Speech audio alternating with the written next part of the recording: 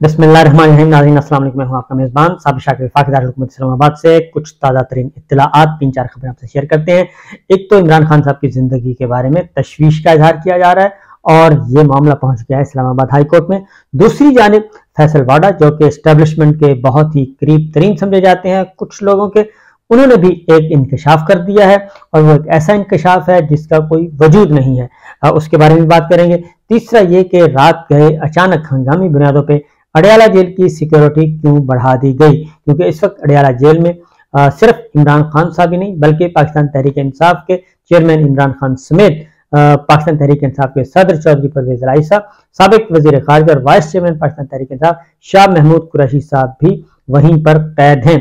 और ये आखिर रात गए क्या हुआ, ऐसा क्या हंगामा हुआ कि इमरान खान साहब की सिक्योरिटी जो है वो एनहांस की गई है, और जो हमें इत्तलात है उसकी डिटेल आपके साथ मैं शेयर करूंगा। लेकिन सबसे पहले, क्योंकि खबरें बहुत ज्यादा होती हैं, एक खबर बहुत ही इंपॉर्टेंट वो पहले आपसे शेयर करेंगे जो मैंने अभी तक आपसे डिस्कस नहीं की। वह फैजाबाद धरना केस।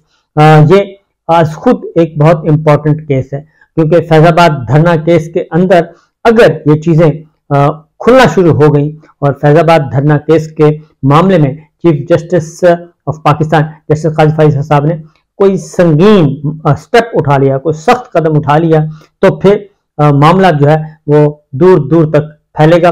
और इस बात का कवी इम्कान है कि अगर फैजाबाद धरना case chief justice Qazi Faez साहब ने उस पर सख्ती से अमल दरामद करवाने का हुक्म दे दिया, जैसा कि जो हुक्मनामा जारी किया गया उसमें कुछ ऐसी बातें हैं जिससे इंदिया जाहिर किया गया है कि अब तक बताया जाए कि फैजाबाद धरना केस में क्या अमल दरामद किया गया। और अगर ये किया जाता है तो फिर ये एक नई लड़ाई शुरू हो जाएगी अदलिया और हमारी फौज के दरमियान, एस्टेब्लिशमेंट के दरमियान, क्योंकि धरना केस में, फैजाबाद धरना केस में जनाब फैज हमीद साहब के खिलाफ और ऐसे दीगर अफसरान के खिलाफ जो सियासत में मुलव्वस हैं उनके खिलाफ कार्रवाई करने का हुक्म दिया गया था। और आजकल आपको पता है कि मुस्लिम लीग नवाज, खासतौर पर नवाज शरीफ साहब जो हैं वो इस चीज को बहुत ज्यादा उछाल रहे हैं कि जनाब बाजवा का और जनाब फैज हमीद का एहतसाब होना चाहिए और उनकी अकाउंटेबिलिटी हो, उनको पकड़ा जाना चाहिए। और ये पाकिस्तान के मामला इस तरह से ठीक नहीं चल सकते। गो के वो ये बात करके पीछे हट गए हैं, कुछ 100 मील फी घंटा की रफ्तार से वापस हटे हैं, लेकिन ये मामला सुप्रीम कोर्ट में भी मौजूद है। और ये नवाज शरीफ साहब ने तो एक शरारत कर दी और जानबूझ के ये गालिबन दानिस्ता तौर पे की है, और क्योंकि वो बड़ी बारीक वारदात करते हैं। लेकिन पहले आते हैं फैजाबाद धरना केस का जो तहरीरी हुक्मनामा जारी हुआ, उसमें कुछ सवालात उठाए गए हैं और कुछ सवालात पूछे गए हैं। उसमें सवाल ये किया गया कि 4 साल ताखीर ये इस मुकदमे की क्यों हुई। बहुत सारे सवालात समात के दौरान भी हुए और नजरसानी दरखास्तें दायर करने और वापस लेने की वजूहात के सवालात भी सामने आए, क्योंकि MQM वापस ले चुकी है, पाकिस्तान तहरीक इंसाफ वापस ले चुकी है दरखास्त, और दीगर फरीकैन वापस ले चुके हैं, लेकिन शेख रशीद साहब के भी पेंडिंग है और एजाजुल हक साहब की पेंडिंग है, उन्होंने वापस नहीं ली। और उन्होंने क्या कहा वो भी आगे बताते हैं आपको। एक सवाल 4 साल से फैसले पर अमल दरामद ना होने का भी सामने आया कि 4 साल हो गए, फैसले पर अमल दरामद क्यों नहीं हुआ। और फरीकैन को एक और मौका दिया जाता है कि सवालात की रोशनी में अपनी गुजारिशात पेश करें। वजारत दिफा, पेमरा, इंटेलिजेंस ब्यूरो नजरसानी वापस लेने की इस्तदा की जा चुकी है। और उन्होंने कहा कि अटॉर्नी जनरल ने कहा कि वजारत दिफा अपनी नजरसानी दरखास्त पर मजीद कार्रवाई नहीं करना चाहती। और इसी तरीके से IB, पेमरा, PTI ने भी ये दरखास्तें दी। दरखास्त के बाद शेख रशीद साहब ने नया वकील लेने की मोहलत हासिल की और दरखास्त के इजाजुल हक ने फैसले के पैराग्राफ नंबर 4 पर एतराज किया। और फिर दौरान सवाल ये भी सवाल उठाया गया कि तवील वक्त गुजरने के बावजूद नजरसानी दरखास्तें केस क्यों समात के लिए मुकर्रर नहीं किया गया। और फिर ये कि नजरसानी दरखास्तें वापस लेने के लिए एक साथ मुतफर्रिक दरखास्तें क्यों दायर की गई, और फिर जब ये फाइल की गई थी उस वक्त भी एक साथ ये आईनी दरखास्तें आई थी, तो आखिर क्या दरमियान में मामला क्या था। यानी खोज लगाना चाह रहे हैं चीफ जस्टिस काजी फाइजा साहब, जानते वो सब कुछ है लेकिन वो रिकॉर्ड पे लाना चाह रहे हैं कि आखिर ये पीछे कौन था, जस्टिस काजी फाइजी साहब के पीछे कौन था, और फिर ये दरखास्तें दायर करवाने वाला कौन था, फिर वापस लेने वाला कौन है। क्या आईनी और कानूनी इदारों का नजरसानी दरखास्तें वापस लेने का फैसला आजादाना है। अब ये वो पूछ रहे हैं कि ये किसके कहने पे दायर की और किसके कहने पे वापस ली जा रही हैं, ये जरा इसको एग्जामिन करना है। और फिर फैजाबाद धरना केस पे फैसले पर अमल दरामद क्यों नहीं हुआ, यह चौथा सवाल है। अब ये पूछा जा रहा है कि इस पे सवाल अमल दरामद क्यों नहीं हुआ। अब यहाँ पे निगरान हुकूमत जो है वो क्या कहेगी? निगरान हुकूमत के पास ये यही रास्ता है कि वो आके बताए कि जनाब, क्योंकि जब दरखास्तें वापस ली जा रही हैं, नजरसानी की सारी दरखास्तें वापस ली जा रही हैं, सिवाय शेख रशीद साहब के और इजाजुल हक साहब के, और इजाजुल हक साहब को सिर्फ एक पैरे पे एतराज है जो उनसे मुताल्लिक है, बाकी वो फैसले पर एतराज नहीं कर रहे।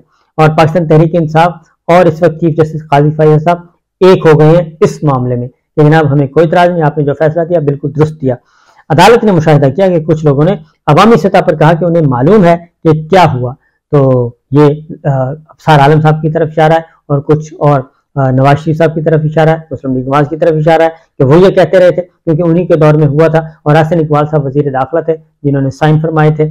और उधर से अब हसन इकबाल साहब एक और बात भी कर चुके हैं कि जनाब जनरल फैज हैं जो डीजीसी थे वो खुद आए थे, उनकी अपनी ख्वाहिश थी कि मैं इस मुआहदे पे दस्तखत करूं, और फिर ये कि वो मुआहदा जो है वो अभी तक सुप्रीम कोर्ट के रिकॉर्ड का हिस्सा नहीं बनाया गया, और अब नजरसानी की दरखास्त में भी वो नहीं बन सकता, और ना ही इसमें पूछा गया, ना ही कहा गया कि जनाब वो मुआहदा लेके आए जो हुआ था, जिसपे जनाब बाजवा साहब की भी तारीफ की गई है, उनकी टीम की भी तारीफ की गई है कि उन्होंने इस मामले में बहुत अहम किरदार अदा किया। तो अगर ये केस री ओपन नहीं बल्कि सिर्फ इस पे इम्प्लीमेंटेशन का कह दिया जाता है कि इस पे इम्प्लीमेंट करें, तो उसमें जनाब बाजवा साहब, जनाब फैज हमीद साहब और उनकी पूरी की पूरी टीम जो है वो इस रगड़े में आ जाएगी। अब देखना है कि चीफ जस्टिस काजी फैसल साहब उस हद तक जाते हैं या नहीं जाते। फैजाबाद धरना फैसले के पैराग्राफ नंबर 17 के तहत यह मौकफ अदालत के लिए हैरान कुन है कि उन लोगों का कहना था कि फैजाबाद धरना केस में अदालत ने उनका नुक्ता नजर को मद्देनजर नहीं रखा। तो अदालत ने फैजाबाद धरना केस फैसले में कहा था कि कोई भी मुतासरा फरीक आगे बढ़कर तहरीरी तौर पर अपना मौकफ पेश कर सकता है। अदालत एक और मौका देती है कि कोई भी शख्स हकायक मंजर आम पर लाने चाहता है तो बयान हल्फी पेश कर दें। अब यह नवाज शरीफ साहब को चाहिए कि वो बयान हल्फी पेश कर दें, और क्योंकि उस वक्त सारी चीजें जानते थे, उनके इल्म में था, वो पेश करें, और उसके बाद फिर मुस्लिम लीग नवाज का कोई भी लीडर चला जाए, अब सारा आलम साहब भी जा सकते हैं। और अटॉर्नी जनरल ने कहा कि फैजाबाद धरना एक महदूद वक्त के लिए इसके दायरे इख्तियार को वसी नहीं किया जाना चाहिए, और कोई भी फरीक या कोई और शख्स अपना जवाब जमा कराना चाहे तो 27 अक्टूबर तक जमा करवा सकता है, और समाअत होगी 1 नवंबर को। इस एतबार से ये केस जो है वो बहुत ही इंपॉर्टेंट है कि सुप्रीम कोर्ट यानी कि चीफ जस्टिस काजी फैसल साहब मौजूद है, और उनके साथ जस्टिस तरमीन साहब हैं, जस्टिस मोहम्मद अमीनुद्दीन है।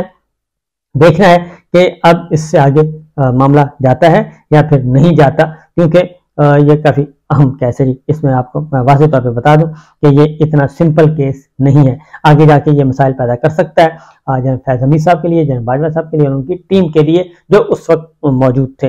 अब आते हैं आगे मामला जो है, आज एक और इम्पोर्टेंट है केस, और वो high court, Islamabad high court में चीफ जस्टिस साहब की अदालत में इमरान खान साहब की जिंदगी को खतरात लाहक हैं, और वो इसलिए खतरात लाहक हैं कि उनको घर का खाना नहीं दिया जा रहा, और ज्यादा उनको उनकी अहलिया ने, बुशरा बीबी ने ये केस फाइल किया है कि जनाब ये इस पे सिक्योरिटी एनहांस की जाए, खाना जो है वो घर से जाया जाए, चेक किया जाए, क्योंकि उन्हें खतरा है कि उनके शोहर के साथ यानी कि इमरान खान साहब के साथ मामला गड़बड़ हो सकते हैं।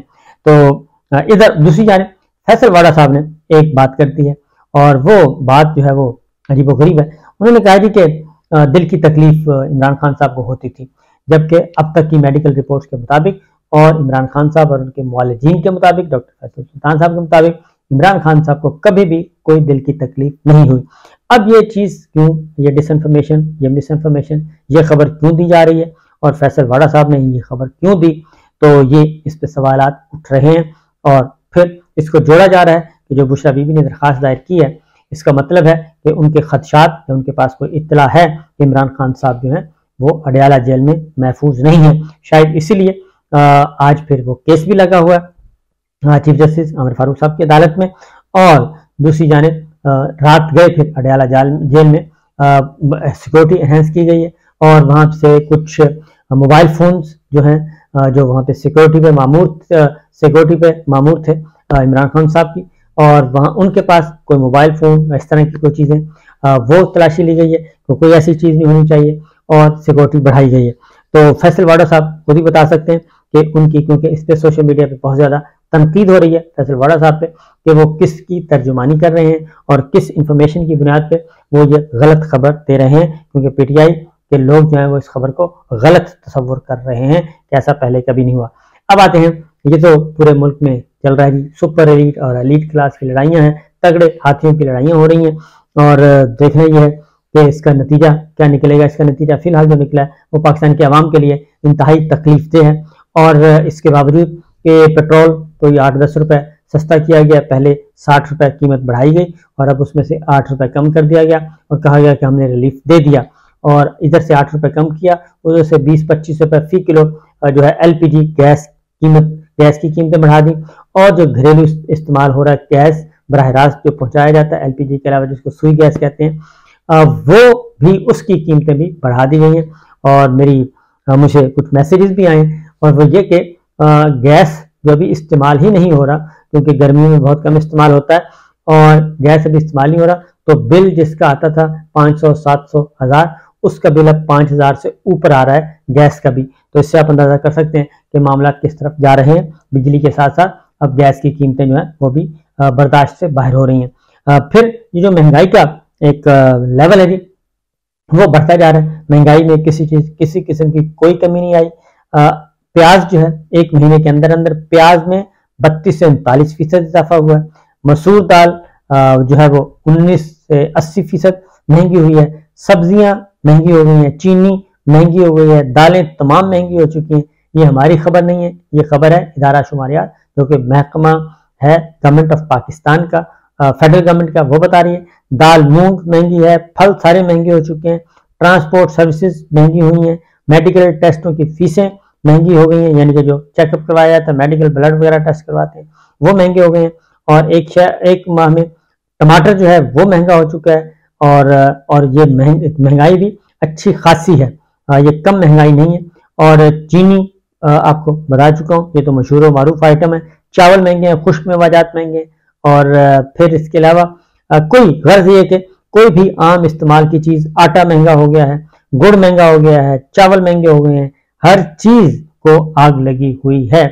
और यहाँ तक के टेलरिंग जो है, कपड़े सिलाई जाते हैं, वो भी उनकी भी जो कीमत है वो बढ़ गई है। दर्जियों ने भी ज़ाहिर है उन्होंने भी तो इसी मुआशरे से ही खाना है, लिहाजा ये सिचुएशन है। और मुसलसल महंगाई जो है वो बढ़ रही है, वो कम नहीं हो रही, और पाकिस्तान के अवाम को किसी किस्म का कोई रिलीफ नहीं मिल रहा।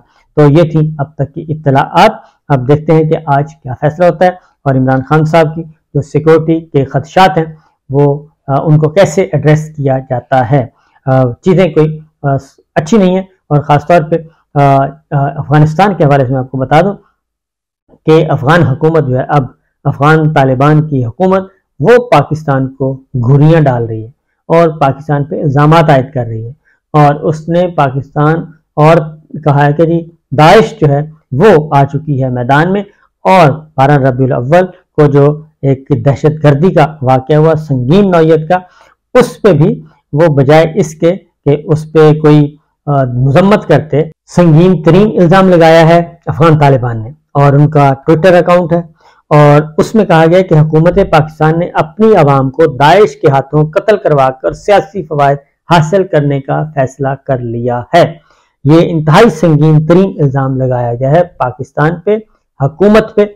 और उन्होंने कहा कि 12 रबीउल अव्वल का वाक़या हुआ, ये हुकूमत पाकिस्तान ने अपनी आवाम को दाइश के हाथों कत्ल करवाकर सियासी फवायद हासिल करने की कोशिश की है। और इसके अलावा यह भी दावा किया कि अफगान अबूरी हुकूमत ने दाइश की कार्रवाई से मुतालिक पाकिस्तान और ईरान से कुछ मालूमात शेयर की थी। और अफगान अबूरी हुकूमत के दोगलेपन की यह हालत है कि जब इसने 2021 में काबुल पर कब्जा किया तो इसने खुद बगराम जेल से दाइश के सैकड़ों जंगजुओं को रिहा कर दिया था। ये पाकिस्तान की तरफ से कहा जा रहा है और यह हक़ाइक़ बयान किए गए हैं। तो यह सिचुएशन जहाँ मामला यहाँ तक पहुँच चुका है कि हमारे पे अब इल्ज़ामात अफगानिस्तान भी लगा रहा है। इजाज़त दीजिए, अल्लाह हाफिज़।